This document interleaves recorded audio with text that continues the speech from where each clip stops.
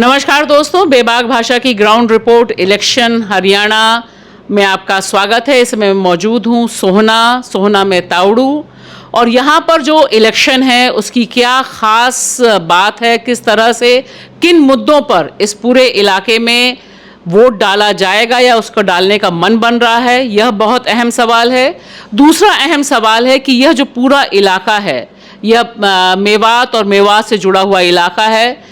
यहाँ के जो मुद्दे हैं वो बाकी हरियाणा से कितने फ़र्क हैं, ख़ास तौर से यहाँ की जो पॉलिटिक्स है उस पॉलिटिक्स में जो कम्युनल एंगल है वह कितना तगड़ा है, नौकरियों का जो सवाल है वह कितना तगड़ा है, अग्निवीर का सवाल जिसे कांग्रेस उछाल रही है वह वाकई ज़मीन पे कोई असर डाल रहा है या नहीं डाल रहा है। इसे बात करने के लिए हम यहाँ पर कुछ लोग जो यहाँ पर रहते हैं, सोशली पॉलिटिकली एक्टिव हैं, उनसे बात करेंगे। आपका बहुत बहुत स्वागत है। यहाँ जो सोहना और तावड़ू का जो कॉन्स्टिट्यूंसी है ये और क्षेत्रों से डिफरेंट है। एक तो इसलिए डिफरेंस है कि यहाँ की टोपोग्राफी है, जो एक सिरा तो इस कॉन्स्टिट्यूंसी का दिल्ली से जुड़ता है और एक राजस्थान से जुड़ता है। आप देखिएगा दिल्ली से शुरू होकर राजस्थान पे ख़त्म होती है। लगभग 13 कॉन्स्टिट्यूंसीज़ को ये टच करती है और 9 जिलों को टच करती है। तो यानी टोपोग्राफी के एतबार से ये बिल्कुल डिफरेंट सी है। और एक और बड़ी अलग तरह की बात है कि इसकी जो ये तावड़ू का हिस्सा है ये नूंह जिले में पड़ता है और जो सोहना का हिस्सा है वो गुड़गांव जिले में पड़ता है। और जो चुनाव आयोग की उसमें इसका दर्ज है वो गुड़गांव में दर्ज है, यानी गुड़गांव में ये सीट आती है। तो मतलब ये डिफरेंट तरह की सीट है। और इसमें जो चुनावों का समीकरण है, जो यहाँ पर चूँकि सबसे बड़ा मेव बाहुल्य है क्षेत्र, ये इलाका हाँ, में बाहुल्य है। इसमें तकरीबन 75,000 के आसपास मेव कास्ट जाति की जो है वोट हैं। इसमें अब की बार देखो मैडम, चेंज होना लाजमी है।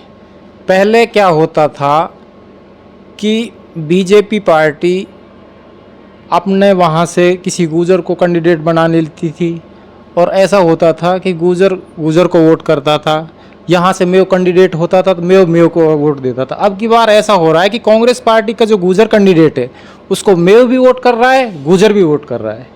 तो लेकिन क्यों? ये जो राहुल गांधी की भारत जोड़ो यात्रा थी, उसने जो मोहब्बत की दुकान लगाई थी उसका काफ़ी असर है इस चुनाव पे। सारे देश में है मोहब्बत की दुकान, तो सारे देश में खुली है। और अब की बार मेरा मानना यह है कि आने वाले जो भी चुनाव होगा कांग्रेस सरकार बनाएगी वहाँ। ये पहला ऐसा इलेक्शन है जो हमने पिछले 20 सालों के इलेक्शन बड़ी नज़दीकी से देखें कि इस पहले इलेक्शन में जो इलेक्शन पोलराइज नहीं हुआ है। पहले इलेक्शन पोलराइज होता था हिंदू में और मुस्लिम में, रिजल्ट सामने होते थे, बीजेपी फ़ायदा उठाती थी। ये पहला इलेक्शन ऐसा है जिसमें मुस्लिम और हिंदू जो भाईचारा बढ़ा है और उस भाईचारे की वजह से जो कांग्रेस की तरफ जो मूव हुआ है, अब की बार जो भीड़ और जो वोटर्स जो मूव करा है वो कांग्रेस की तरफ कर गया। वजह क्या रही हैं? वजूहत पूरे देश के सामने हैं। वजूहत एजुकेशन से संबंधित भी हैं, वजूहत आपकी रोजी रोटी से संबंधित भी हैं। कई लोग ऐसे हैं जिनको रोज़ी नहीं मिली, जिनके पास रोज़गार नहीं है, कोई सोर्स ऑफ इनकम नहीं है, बच्चों को पढ़ाने के लिए उनके पास कोई बहुत ज़्यादा अच्छे रास्ते नहीं हैं। ये रीजंस रहे हैं एक आम आदमी के। जो एक गरीब आदमी उसको अपनी ज़िंदगी को निर्वाह करने के लिए ना 2 पैसे की जो ज़रूरत होती है, वहाँ बीजेपी ने एक एक्सट्रीम पर रोक लगा दी। एक दौर ऐसा था, ये कहते हैं कि हम भ्रष्टाचार को कम कर देंगे। कहीं ऐसा लगा नहीं हमें 20 सालों में, जब से सरकार 2014 के बाद में, कि कहीं कोई भ्रष्टाचार कम हुआ है। ये हरियाणा का चुनाव काफ़ी नौजवानों के मुद्दों पर लड़ा जा रहा है, दोनों तरफ से ही। आप कैसे खुद को देखते हैं इस चुनाव में? मैं इस चुनाव में इसमें कांग्रेस को देखता हूँ, क्योंकि कांग्रेस एक सेकुलर गवर्नमेंट है जो सभी वर्गों को, सभी समाजों को साथ लेके चलती है। और मेरा ये मानना है कि उसके अलावा वो दूसरी कोई पार्टी ऐसी नहीं है जो कि सभी वर्गों या किसी भी जाति को विशेष को लेकर चले, सभी वर्गों को समान माने। कांग्रेस एक ऐसी है। मेव और गुजर में क्या दोस्ती पुरानी है या दुश्मनी पुरानी है? बहुत अच्छी दोस्ती थी पहले, पर इलेक्शन वालों ने इन्होंने दुश्मनी कर दी। पहले दोस्ती थी, बहुत अच्छी दोस्ती थी। यहाँ आपके दोस्त गुजर रहे हैं? हाँ, बहुत ज़्यादा रहे हैं। पहले से ही यहाँ अच्छा वो था, पर जब से बीजेपी आई, ये सरकार आई 2014 से, जब से उन्होंने तनाव डाल दिया आपस में, इन्होंने हिंदू मुस्लिम कर दिया, मंदिर मस्जिद, दो मुद्दे हैं इनके पास, और तीसरा कुछ है ही नहीं। एक गरीब आदमी अगर जो अपने बच्चों को पालने के लिए कोई गाय वगैरह ले आता था, बहुत अच्छी तरह वो देते थे, बहुत अच्छी तरह हम लाते थे, बच्चों का पालन पोषण अच्छा हो जाता था। आज गरीब आदमी के लिए, मैं एक किसान हूँ, अब मेरे बस की 1.5 लाख रुपए की भैंस लानी नहीं है, और मैं गाय लेके आता हूँ तो गाय में मेरा 20,000 25,000 रुपये में काम चल जाता है, मेरे बच्चों का गुजारा हो जाता है। जो इन्होंने जो भेदभाव करा है, जो इन्होंने तनाव डाला है, जो हिंदू मुस्लिम करा है, तो इनसे हम गाय के नाम से भी डरते हैं। ये हुआ है। आप गाय पालते रहे हैं, मेव हमेशा गाय पालते रहे जी, हैं। गांव में गाय मिलती है, जो वो गरीबी आदमी है, गरीब आदमी है, वो मंदी के चक्कर में गाय से गुजारा करते हैं अपने बच्चों का।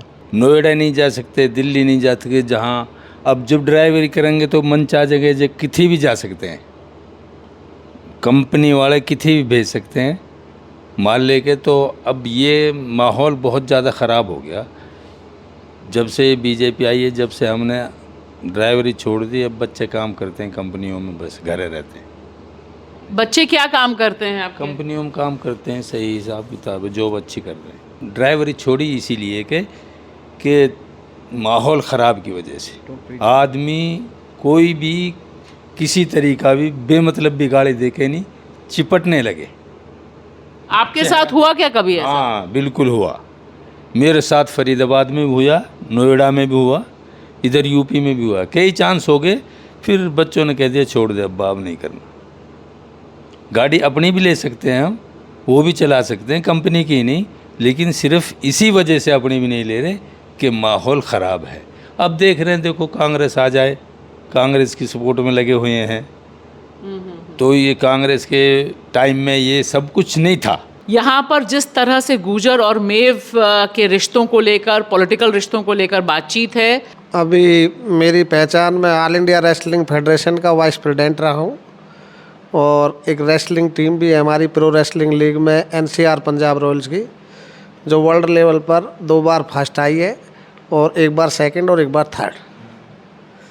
मैं यहाँ से गुड़गांव लोकसभा से 2014 में बहुजन समाज पार्टी की टिकट पर लोकसभा चुनाव भी लड़ चुका हूँ, और 2019 में विधानसभा चुनाव भी मैंने लड़ा है। इस बार ये बताइए, हम आपसे मुलाकात कर रहे हैं 2024 में, क्या माहौल है, क्या मुद्दा है यहाँ पर?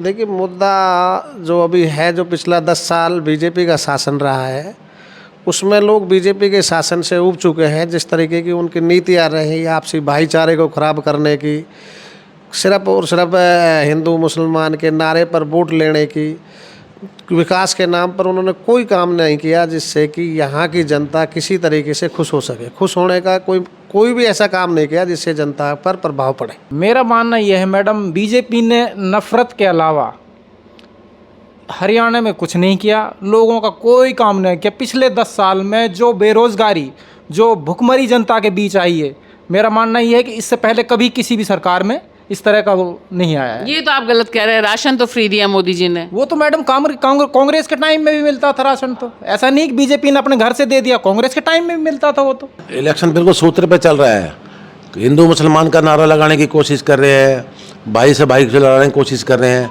यहाँ हमारा भाईचारा ऐसा रहा है कि भाई एक परिवार की तरह रिश्ते रहे हैं, हिंदू मुसलमान से ख़राब करने की कोशिश की जा रही है। कुछ आज़ाद उम्मीदवार वगैरह ला के उनको पीछे से प्रोटेक्शन दे के, फाइनेंशियली प्रोटेक्शन दे के बीजेपी हमारा भाईचारा ख़राब करने की कोशिश कर रही है। वो भाईचारा हम यहाँ ख़राब नहीं होने देंगे, चाहे कुछ भी हो जाए। यहाँ से इलेक्शन कांग्रेस को जिता के भेज के, और भाईचारा ख़राब नहीं होने देंगे, किसी कीमत पर ख़राब नहीं होने देंगे, भाईचारा हमारा कायम रहेगा। हमारे यहाँ राम मंदिर का कोई मुद्दा नहीं है, हमारे यहाँ बीजेपी का कोई मुद्दा नहीं, हमारे यहाँ भाईचारे का मुद्दा है। बीजेपी राम मंदिर वाला मुद्दा यहाँ पे माहौल ख़राब करने की कोशिश करती है।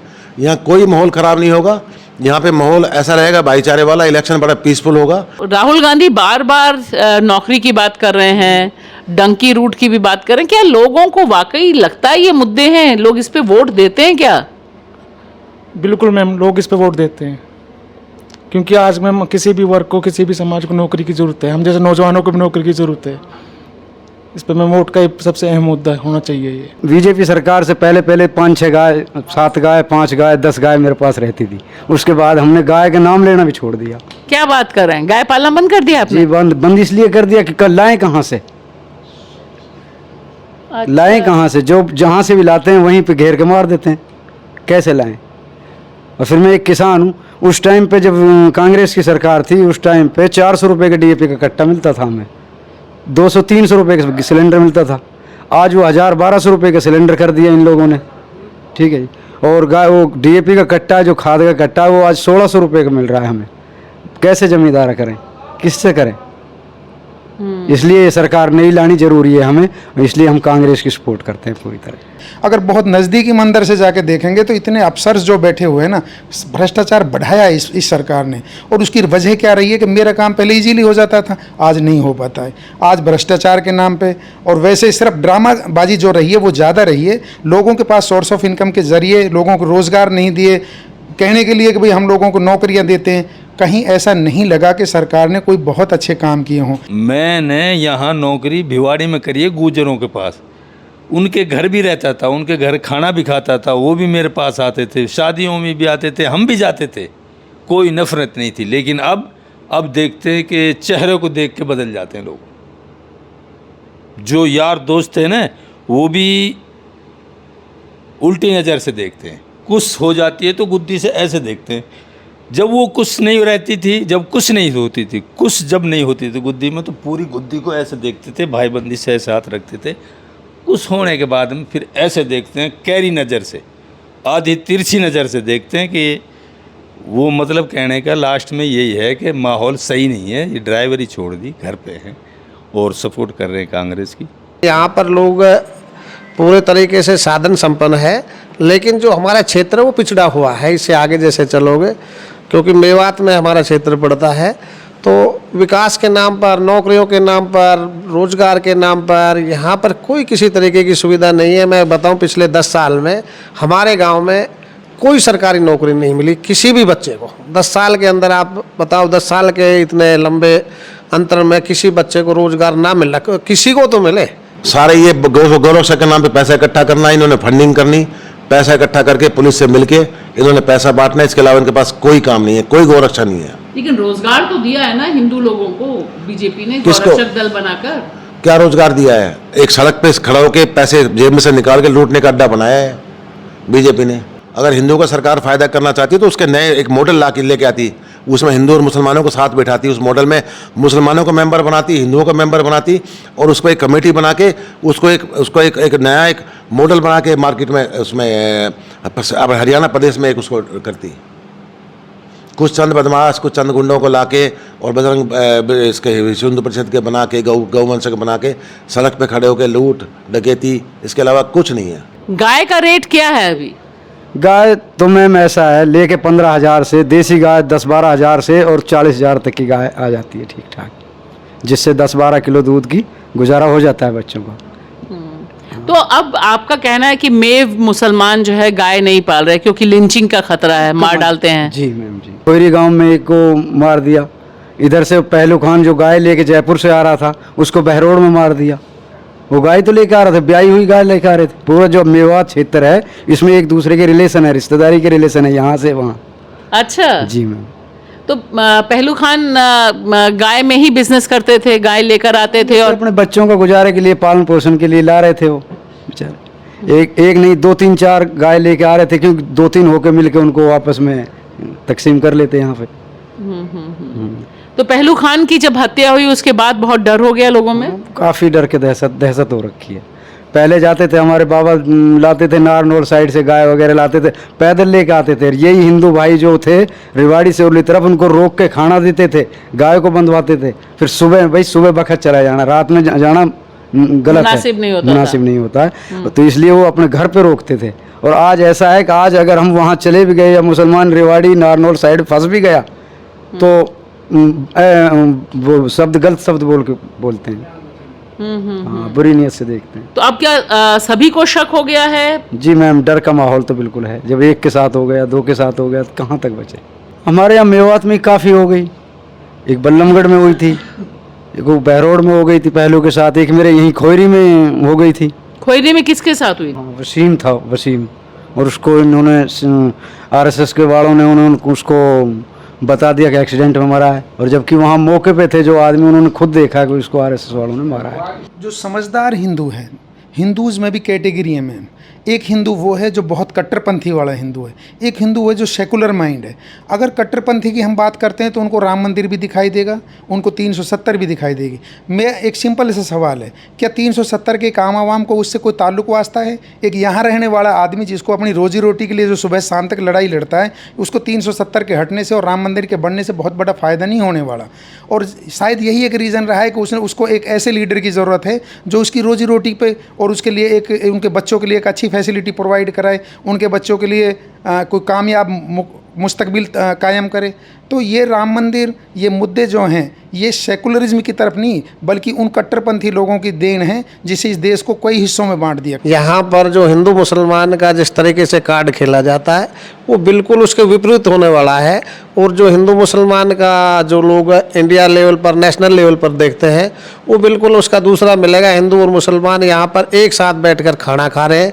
मेरे साथ अब भी ये 4-5 मुसलमान भाई बैठे हैं, तो और शादी ब्याह हमारे आपसे भाई बहन का रिश्ता है, काका ताऊ का रिश्ता है, एक दूसरे के आते जाते हैं, कहीं दूसरे जगह जाते हैं, कहीं कोई मेव भाई की लड़की भी है तो वहाँ हम अपनी बहन या बेटी समझकर पैसा देते हैं। वो हमारे जाते हैं तो गुजरों में तो वो हमारी बहन बेटियों को इस तरीके से पैसा देते हैं जिससे मान सम्मान होता है। तो हमारे यहाँ पर ऐसा कुछ नहीं है जो दिखाया जाता है, वो बिल्कुल गलत है। यहाँ पर कांग्रेस जीत कर जाएगी। महाराष्ट्र ने चुनाव से पहले देसी गाय को राज्य माता कहा है। अगर मान लीजिए बीजेपी भी ऐसा ही ऑफर करती तो क्या यहाँ पे हिंदू उनको वोट करते? आज इलेक्शन में राजमाता याद आ गई इनको। आज इलेक्शन से पहले राजमाता याद क्यों नहीं आई इनको? पिछले 10 साल से रोज का राज कर रहे हैं ये, उस टाइम राजमाता क्यों नहीं याद आई? आज इलेक्शन से 1 महीने पहले इनको राजमाता, इनको राम मंदिर, इनको सारा देश में सांप्रदायिक बातें क्यों याद आती हैं? उसके बाद से फिर आप लोग गाय कैसे पाल रहे हैं? अभी आपके पास गाय है? गाय नहीं है मैम, कुछ भी नहीं है, भैंस भी नहीं है, गाय भी नहीं है। भैंस लेनी तो बस की नहीं है कि 1.5-2 लाख रुपए की आती है, ठीक है, और गाय लाएं कहाँ से? अब तो थैलियों का दूध पी रहे हैं, मौज ले रहे हैं। तो देखा आपने दोस्तों कि जो अलग अलग सवाल हैं अलग अलग पेशों से जुड़े हुए लोगों के, वो एक तरह का संकेत दे रहे हैं कि उनके जीवन पर जो संकट है, चाहे वो गाय पालने का संकट हो, गाड़ी चलाने का संकट हो, बतौर वकील संकट हो, बतौर एक नौजवान संकट हो, ये सारे संकट हरियाणा की पॉलिटिक्स में इस समय एक जिंदा सवाल हैं। इन सवालों का राजनीतिक जवाब क्या होगा, किस दिशा में वोट जाएगा, यह अलग बात है। लेकिन सबसे अहम बात है जो इंडियन डेमोक्रेसी के लिए, जमहूरियत के लिए है, कि इन सवालों का पेश होना, पॉलिटिकल प्रोसेस में इनकी दावेदारी होना। वरना सारे सवाल ऊपर से आते हैं, पॉलिटिकल पार्टीज़ अपने सवाल पेश करती हैं, कुछ जुमले उछाले जाते हैं, कुछ पोलराइजेशन होते हैं और चुनाव जीत लिया जाता है। लेकिन 2024 में हरियाणा की ज़मीन से जो सवाल उठे हैं, उनके वजह से भारतीय जनता पार्टी और आरएसएस के माथे पर बल पड़ रहा है। शुक्रिया।